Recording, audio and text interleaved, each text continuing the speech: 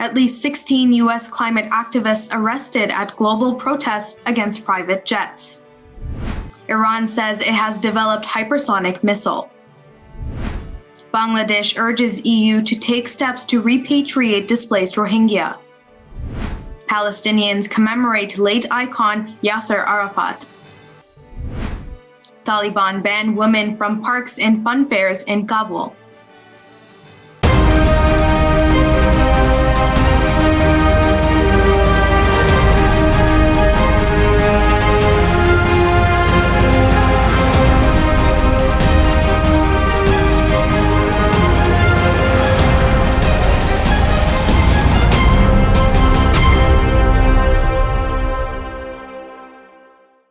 From Toronto studios, this is the Muslim News on Muslim Network TV. Assalamu alaikum. I'm Saamiyah Syed.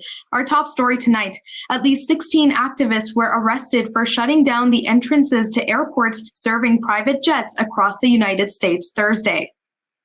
Their actions were part of worldwide climate protests led by groups including Extinction Rebellion, Scientist Rebellion, New York Communities for Change, and the New York chapter of the youth-led Sunrise Movement. A representative of New York Communities for Change said 7 demonstrators were arrested at Teterboro Airport in New Jersey. 4 activists were apprehended in Van Nuys Airport outside Los Angeles. Police took 4 protesters into custody at Wilson Air Terminal at Charlotte International Airport in North Carolina, and at least 1 person was arrested in Seattle. Peter Kalmus, a climate scientist arrested in Charlotte, said the rich are burning down the planet and the damage is irreversible. He added, banning private jets would be a place to start. Rolling Stone reported Tuesday Trump has sought advice about how he could jail journalists if he regains control of the White House. During Trump's first presidential campaign in 4 years in office, he made constant attacks on reporters, outlets, and the industry in general. He frequently declared fake news and went after journalists for reporting on leaked information. Rolling Stone revealed Trump is soliciting ideas from conservative allies for how the U.S. government and Justice Department could imprison reporters. Trump continues to publicly imagine journalists who work with leakers getting raped in prison, Rolling Stone noted. He has made such comments during rallies, including one in Ohio Monday night and another in Texas last month. Reporters Without Borders reported Trump's final year in the White House was marked by a record number of 400 assaults against journalists. More than 210 Republicans who cast doubt on President Joe Biden's 2020 election victory won congressional seats and races for governor, secretary of state, and attorney general Tuesday. It highlights how right-wing election denialism has become entrenched in the GOP. The New York Times, in a recent investigation, identified more than 370 Republican election skeptics who sowed doubt about the 2020 contest. According to the newspaper's analysis, more than half of them won their midterm campaigns. It may take days or weeks for the final results to be tallied. More than 30 of the winning GOP candidates are outright election deniers who refuse to accept the legitimacy of Biden's presidency. Biden defeated former President Donald Trump by 7 million votes and 74 electors. Bangladeshi Prime Minister Sheikh Hasina on Thursday urged the European Union to take steps to repatriate displaced Rohingya. More than 1.2 million persecuted Rohingya are being housed in Bangladesh on a large hilly forest site in southeast coastal district of Cox's Bazar. They fled a brutal military crackdown in Myanmar in August 2017. Hasina emphasized the Rohingya repatriation at a meeting with a 5-member EU team. The meeting also discussed climate change, according to the Prime Minister's press secretary, Ehsanul Karim. The EU delegation leader pledged the bloc will continue to support Bangladesh on the Rohingya issue, the press secretary said. They also discussed Bangladeshi migrants risking their lives to cross the Mediterranean Sea, the official said. The Prime Minister also expressed disappointment with affluent countries' failure to offer climate funds for vulnerable countries, like Bangladesh. Pakistan's former Prime Minister Imran Khan's party resumed its march toward the capital Islamabad Thursday, demanding fresh elections. The march was halted following an assassination attempt on the former premier on the same day last week. The march resumed from the point where Khan was attacked and wounded in the Wazirabad district of northeastern Punjab province. Khan, who was shot in both legs and received 4 bullets and shrapnel, is not leading the march. Khan was deposed as prime minister after parliament passed a no-confidence vote. He blames his unceremonious ouster on a US-backed conspiracy, an allegation that Islamabad and Washington have repeatedly refuted. Hundreds of Palestinians on Thursday marked the 18th anniversary of the death of iconic PLO leader Yasser Arafat. Participants waved pictures of Arafat as they marched toward his shrine in the West Bank city of Ramallah, according to Anadolu Agency. Mahmoud al-Alul, the deputy leader of the Fatah movement, said Arafat was an exceptional leader and a symbol for Palestinian unity. Schools across the West Bank dedicated their first class to highlight the role played by Arafat in the Palestinian struggle against Israeli occupation. On November 11, 2004, after being confined to his compound in Ramallah for more than 2 years by the Israeli army, Arafat fell into a coma and died at 75. Palestinians blame Israel for killing Arafat by poisoning him.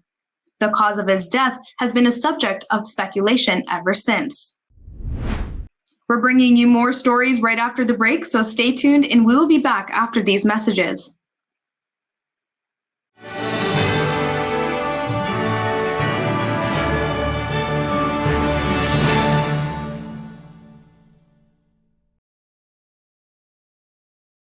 Despite the development of a COVID-19 vaccine, millions around the world will not have access. We need a vaccine that's free and available to everyone, everywhere.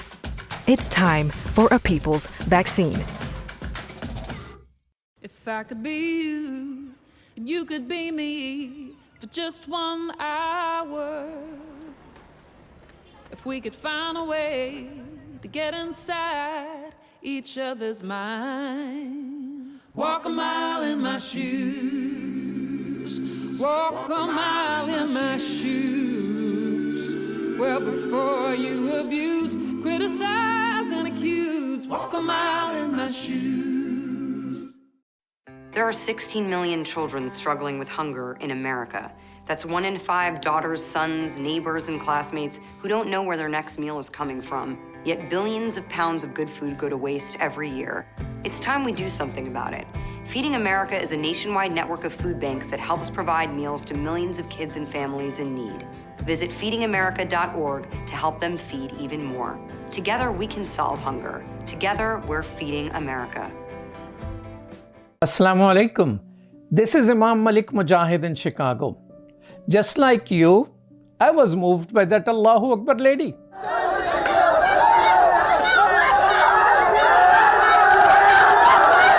She stood her ground, fearful of none, for her hijab and for her education. Sisters and brothers, Indian Muslims are facing a genocide. India does not care for Muslim protesting, but it does care for the world opinion. Therefore, we must push the United Nations. The UN has a responsibility to protect. They must prevent genocide. Please sign this UN petition now. Get others to sign. It will help. Trust me, it will help. We need 1 million signatures, brothers and sisters. Please sign now.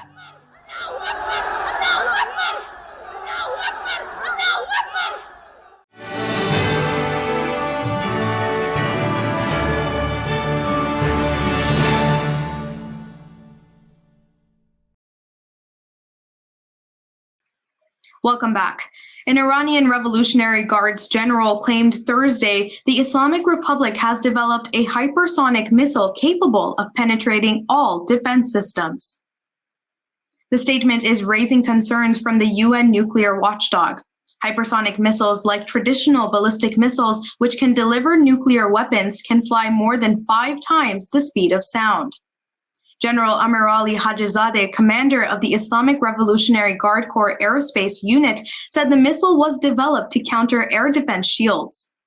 Rafael Grossi, head of the International Atomic Energy Agency, expressed concerns about the announcement. He added he does not see this as having any influence on negotiations over the Islamic Republic's nuclear program. Inequitable distribution of vaccines continues to hurt the world's most vulnerable people, according to a new World Health Organization report. Poorer countries consistently are struggling to access vaccines sought by wealthier nations.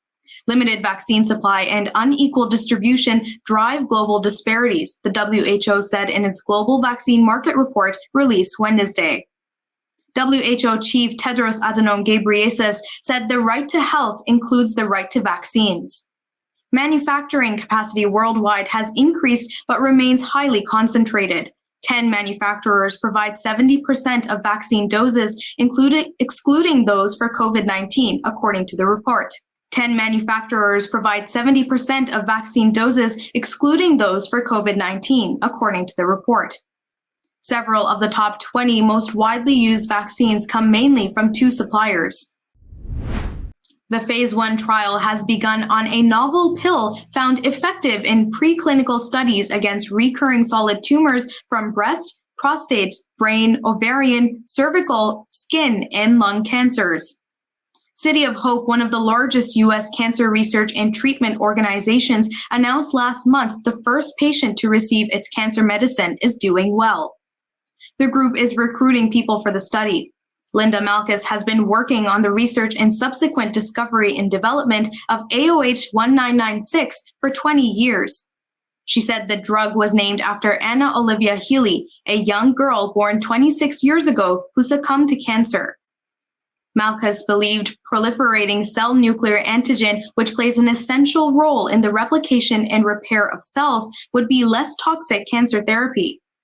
The antigen targets mutated cancer cells while leaving normal cells alone. The Taliban have banned Afghan women from entering public parks and fun fairs in the nation's capital. The decision comes just months after the regime ordered access to be segregated by gender. The new rule was introduced this week. Muhammad Akif Sadiq Mohajir, spokesperson for the Ministry for the Prevention of Vice and Promotion of Virtue, said there have been some rule violations in some places.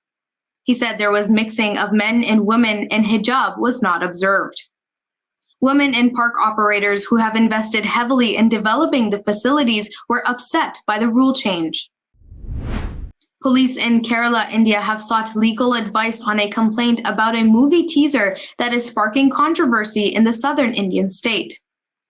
In the teaser for an upcoming movie called The Kerala Story, an actress claims her character is one among 32,000 women from the state who were converted into ISIS. Some politicians from the state have called for the film to be banned. In the teaser, a burqa-clad woman says that her name was Shalini Unnikrishnan and she had wanted to become a nurse. Now I am Fatima Ba, an ISIS member in a jail in Afghanistan, she says. The teaser has been viewed more than 440,000 times on YouTube in the past 6 days and has received both criticism and praise. Coming up after the break is our in-depth analysis segment, so stay tuned and we will be right back after these messages.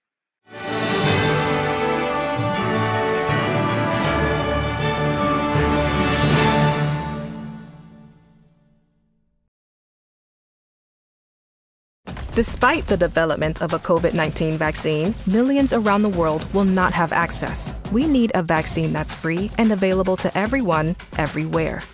It's time for a people's vaccine.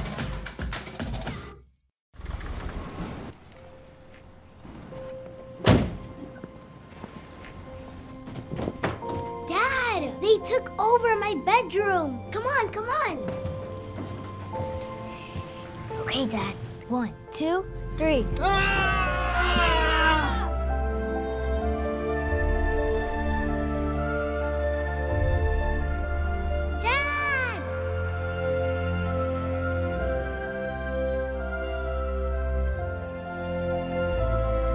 You saved me. Dad? Are you okay? I'm fine, dear.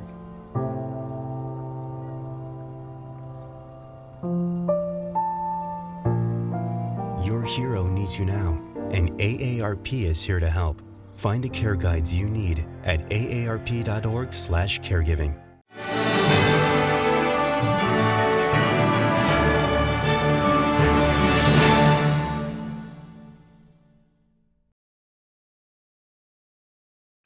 It's time for our in-depth analysis segment. Let's watch. Now we move to a discussion of something very important that impacts all people, including American Muslims, and that is the issue of mental health. What are some of the mental health concerns that are impacting the American Muslim community? How are therapists, including Muslim therapists, addressing those concerns? And does the Muslim community make use of therapy? Should they make use of therapy? And what are the unique issues that Muslims might have to deal with while going through therapy?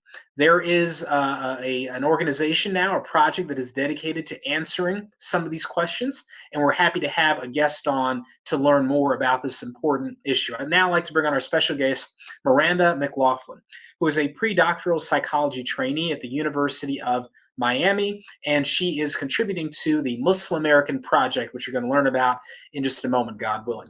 Miranda, assalamu alaikum. How are you? Wa alaikum assalam. I'm so well. Thank you so much for inviting me on the show.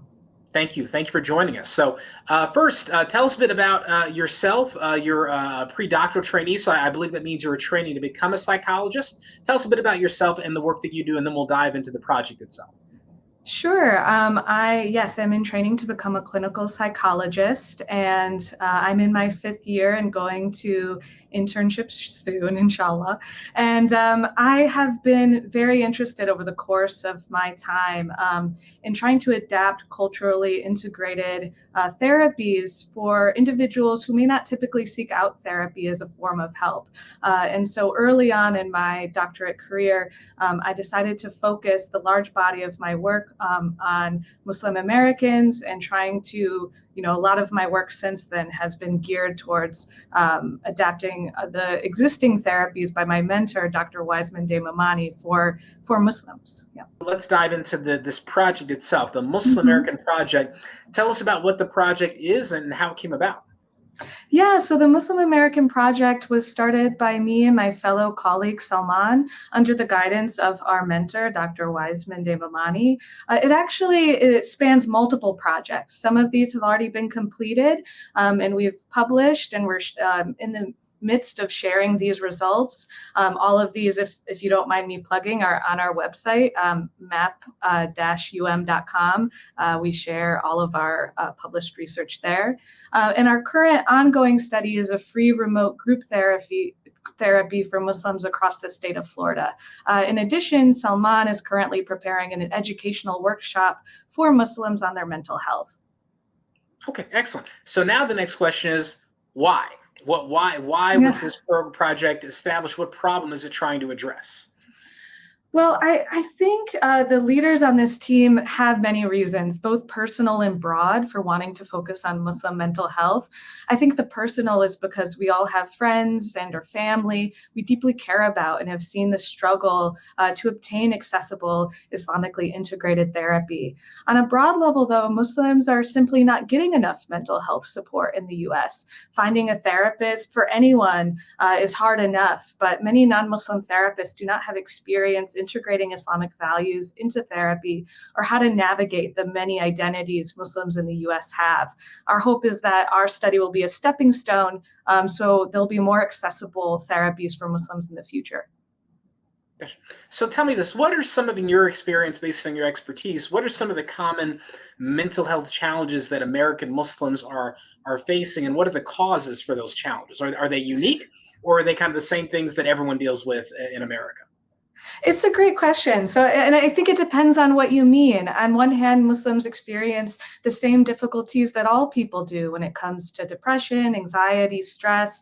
Some people, when experiencing these things, they have ways of dealing with them through spirituality, healthy practices, family, and this works for them. They work through these moments. For others, it may feel like everything they try just isn't quite working, and so they really need additional support to find ways to manage these symptoms. However, Muslims face unique challenges, I would say, living in the United States. Some of this is probably very obvious, but Islamophobia and discrimination has been shown to be related to increased depressive symptoms in Muslims. In addition, there's a lot of stress when managing different cultural expectations, especially when those expectations seem to be in conflict. So, why do you think American Muslims, well, let me put it this way. Do you think American Muslims use therapy at the same level as other faith or non-faith communities? And if not, what do you think the reason for that is? So there is already evidence suggesting that Muslims do not engage in therapy to the same rate as other people in the United States. And there's a multitude of reasons for that. That's some of the questions we've been trying to answer. I think part of it is there's an issue with feeling like therapy is a westernized practice and not for Muslims. And I think part of our work here is trying to bridge that gap, trying to more readily integrate Islamic perspectives, values into the therapies that we're giving. And I think on the other end, there can be a lot of stigma. It is hard to admit that you're struggling. And so when individuals experience a lot of this stigma, they tend to not seek help out as much. Even as symptoms get more severe, they may choose to kind of keep it to themselves.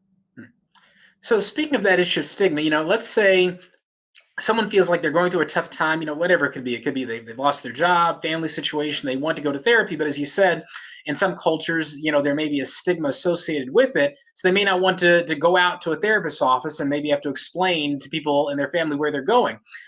Virtual therapy sessions are now quite a thing, I'm told.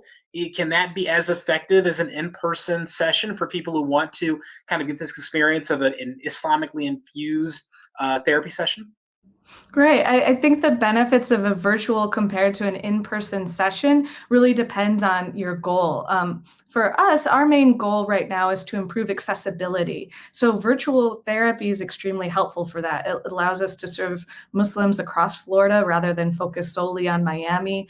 Also, clients are often limited not just by you're saying stigma or privacy, but also transportation. Maybe they're caregivers and they can't leave their house to be away from those that they're attending.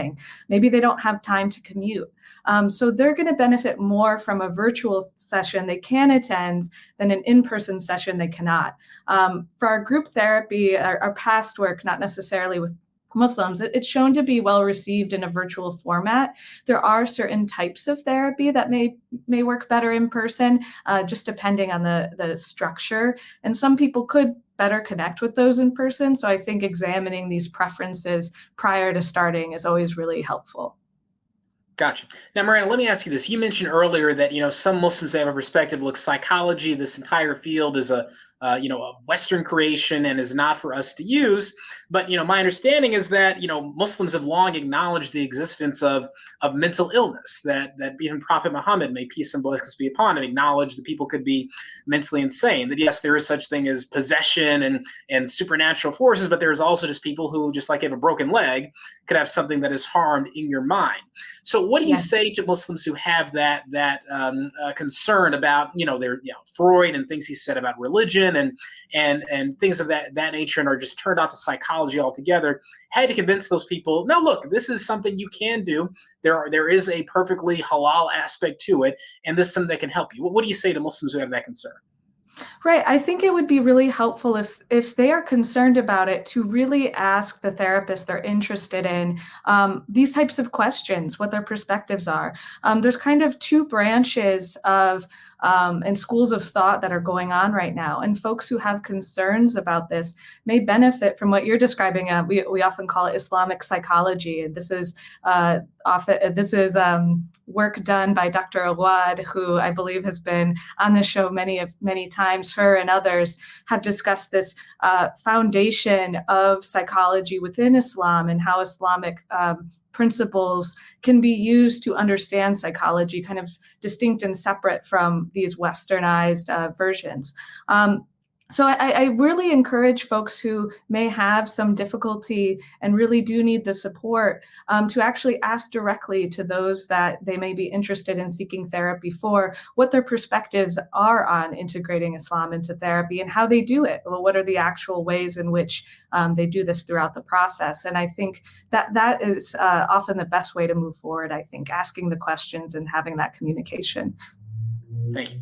Now, last question for you. So, I think in a study that I read, quoted, I think from, it was maybe the University of Miami, but somewhere, that Muslim youth may have a higher rate of suicide attempts compared to other faith groups. And young people may be bearing the brunt of sort of this, the mental difficulties caused by experiencing and seeing and living with Islamophobia and race discrimination and other such things. So, what should families be doing or parents be doing if they have young people who are going through difficulty? Or it could just be the typical things that young people go through in this country. What advice would you share with, not advice, what should Muslim parents be doing if they've got a kid, they, maybe not even in Florida, but they think they need some help and they would like to get them help from someone who is, psychologically trained, but also, is going to have some sort of basic perspective that does not conflict with Islam. What should we be doing about our youth?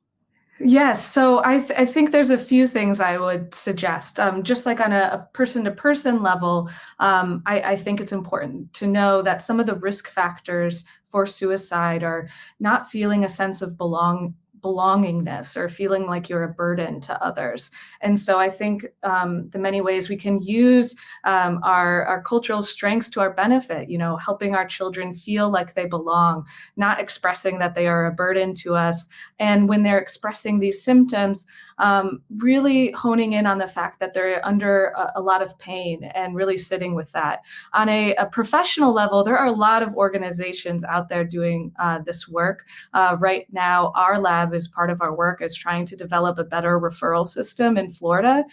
So if there are folks in Florida, feel free to reach out to us as we continue to develop this broader set of referrals of Muslim therapists. But there's others doing this work as well. Maristan, you can see them at maristan.org, have their own referral list of folks across the United States, Muslim therapists. They also have, they're doing work in California currently. Another place for families in particular, you may want to look into the Family and Youth Institute.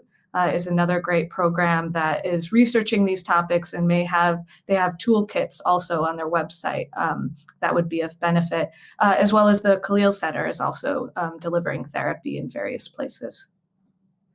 Well, Ms. McLaughlin, this has all been very, very helpful information and very educational, I think, for me and our viewers.